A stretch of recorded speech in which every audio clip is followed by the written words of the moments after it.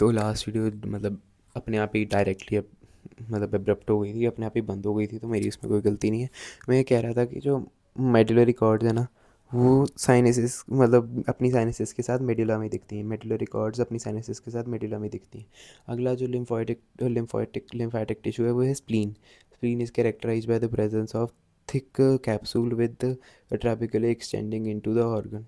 ठीक है, from it into the organ. ठीक है, ये सिंपल सी बात है कि इसकी डेफिनेशन ये है, the spleen is characterize by the presence of thick trabeculae extend is characterized by the presence of a thick capsule with the trabeculae extending into the organ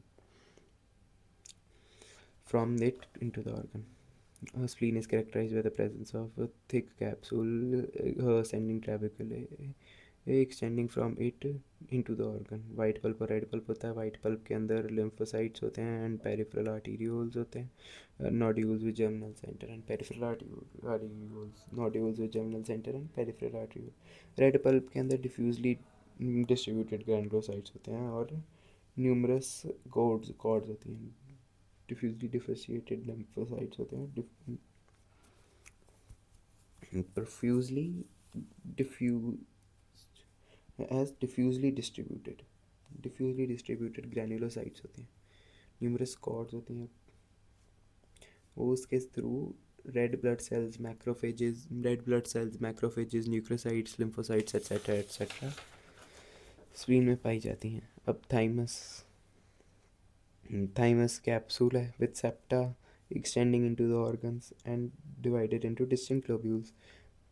Thymus is covered by capsule with septa extending into the organs and divide into with septa extending into the organ and divide into distinct lobules। ठीक है, अब इसके अंदर क्या होता है, thymus के अंदर जो सेप्टा होते हैं मतलब थिक कैप्सूल के सराउंडेड होता है, और जो सेप्टा होते हैं ना वो प्रेजेंट विद इन वो बॉडी इसके अंदर आके ऑर्गन के अंदर आके वो करता है, ऑर्गन के अंदर आके डिवाइड इनटू डिस्टिंक्ट लोब्यूल्स। ठीक है, ऑर्गन के अंदर आके उसे डिस्टिंक्ट लोब्यूल्स में बांट देता है। अब ईच लोब्यूल के पास आउटर डार्कली स्टेन्ड कॉर्टेक्स है, मतलब जहाँ लिम्फोसाइट्स प्रेजेंट है, और इनर लाइटली स्टेन्ड मेडुला है जहाँ सेल डिफ्यूज सेल्स दिख रहे हैं। और यहाँ पे ये होता है कि जो कॉर्टेक्स है ना वो एक लोब्यूल तक कन्फाइंड है, कॉर्टेक्स एक लोब्यूल तक कन्फाइंड है, लेकिन मेडुला वो कॉन्टीन्यूस है from one lobule to another. Medulla is continuous from one lobule to another। ठीक है, अब इसके अंदर पिंक स्टेन्ड राउंडेड मासेस भी हैं, hassles granules, corpuscles of hassles granules. ठीक है, मेडुला के अंदर पिंक स्टेन्ड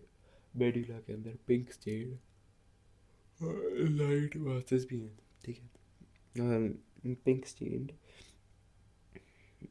राउंडेड मासेस हैं कॉल्ड हैसल्स ग्रैन्यूल्स। अब आखिरी टॉपिक आ गया पैलाटाइन टॉन्सिल्स का। पैलाटाइन टॉन्सिल्स जो है ना वो stratified non keratinized squamous epithelium से कवर्ड है। एपिथेलियम डिप करता है और forms tonsillar crypts. Epithelium dip करता है और forms tonsillar crypts. Epithelium dip भी कर रहा है, टॉन्सिलर क्रिप्ट्स बना रहा है।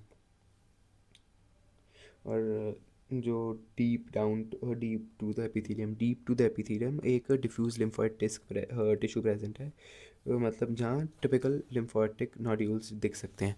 मतलब जो डीप जाओ ना, अगर एपिथेलियम के डीप जाओ तो डिफ्यूज लिम्फोइड टिश्यू प्रेजेंट है जहाँ टिपिकल लिम्फोटिक नोड्यूल्स दिख सकते हैं।